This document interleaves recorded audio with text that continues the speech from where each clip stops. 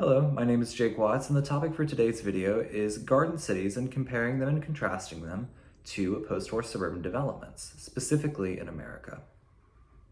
A brief history of garden cities was that they were seen as a solution for encouraging a better quality of life in an urban area due to haphazard growth brought on by the Industrial Revolution. A historic example of a garden city in America is Radburn, New Jersey.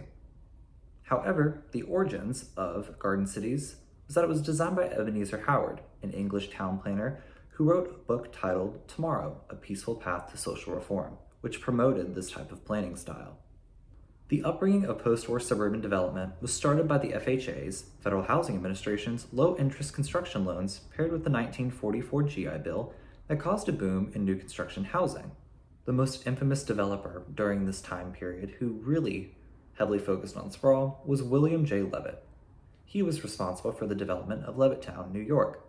Post-war suburban development has been the most common development style due to the quick and easy planning as well as being more car-friendly for the rapid growing American cityscapes.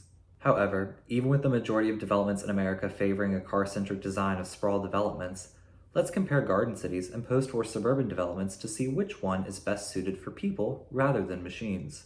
The pro about garden cities is that it takes time and effort into planning a city that people benefit from and improve their overall quality of life living in these types of cities. However, the con is that it's a challenge to maintain a population of garden cities. Ebenezer Howard's initial vision said that garden cities should max out by 32,000 people. Therefore, once the construction reaches that size, it would either need to stop entirely or replace like for like in terms of capacity.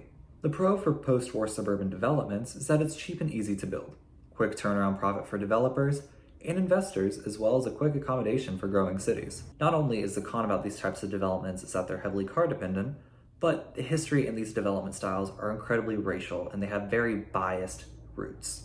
In conclusion, garden cities should be more prominent in the United States due to the innovative planning of these communities that tends to stand the test of time.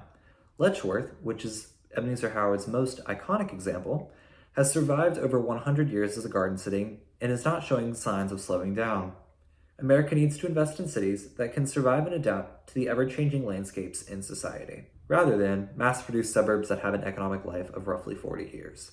If America doesn't change and innovate the way it grows, it could cause massive blight, and communities could be deemed economic failures.